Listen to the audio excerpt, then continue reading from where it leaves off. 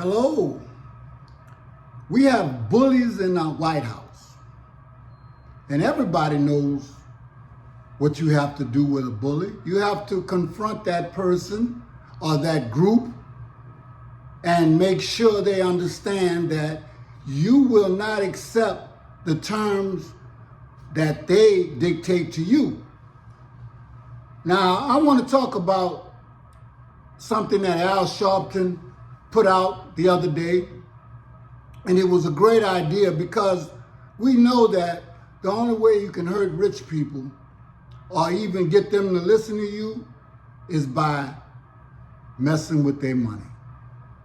Just like they mess with our money, okay?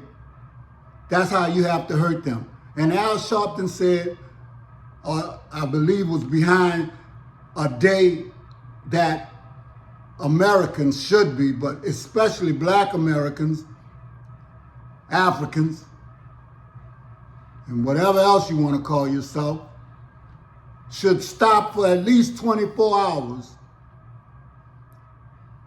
purchasing goods from the rich.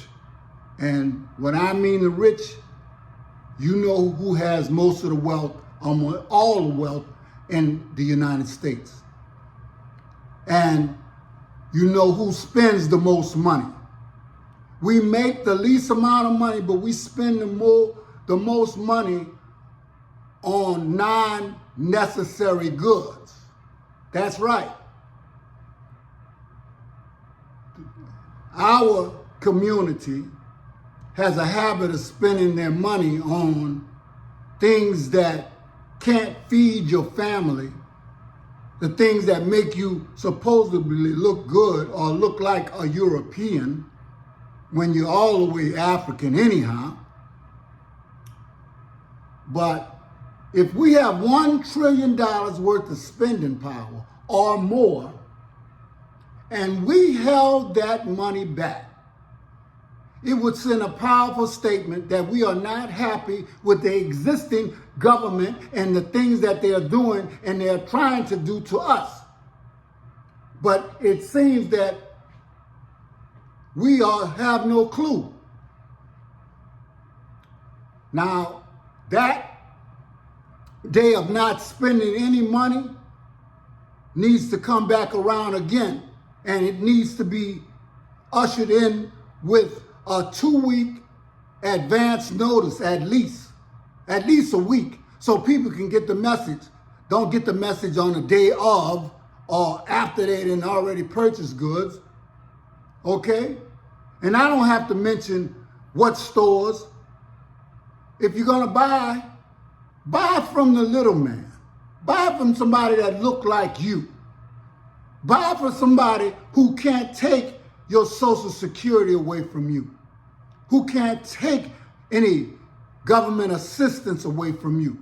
You see, a bully, he has everything he needs. That's why he comes and messes with you. Because there's nothing you can do for him. Okay?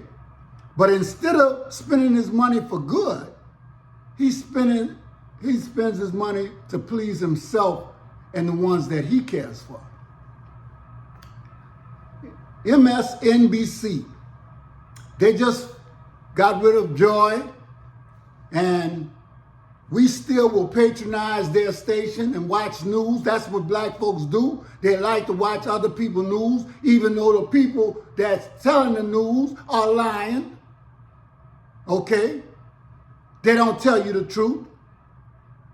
They smile in your face all the while. They want to take your place, and they backstab you. We'll do anything for the love of money.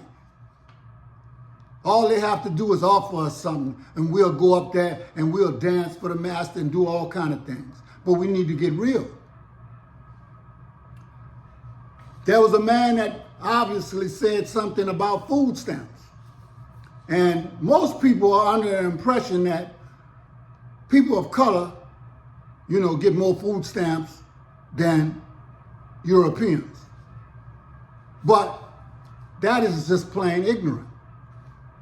Because if people of color only make up or comprise of 40 million and Europeans are about 240 million, that would seem like they would get most of the food stamps. So you have to watch what you're doing when you're listening to a fool. And we've been listening to one for hundreds of years. One that talks about you, backstabs you, and does all the things that tells you that he does not love you or care about you. But you will still go spend your money in their stores. You will still go purchase hair and all kind of trifle things when how can you improve on what the Creator has created you to be? More people want to be like you than you want to be like them. And I know that's the truth because if you look at just this country right here, at one time, we may have been the majority, but that has long passed. See, when we cleared the fields and we did all the things that would make this a habitable place for those rich Europeans, then they started inviting their kinfolk. And we all really kin, but you know what I'm talking about. They started letting them out of jails in Britain and all kind of places like that, sending them to Australia and all kind of places. So if you want to know why they treat you the way they do, all you have to do is go back and follow their DNA, their ancestry line and where they came from. Okay? A lot of the people that came from Europe were not wealthy. They sold themselves. They were, man and bond servants for a certain number of years until they got the great idea that, hey, let's turn them against the black folks or the Africans, okay? And then we sit down on the porch and we drink mint juleps while we have them torture, make us rich, breed, and all types of things because these people have no soul sometimes.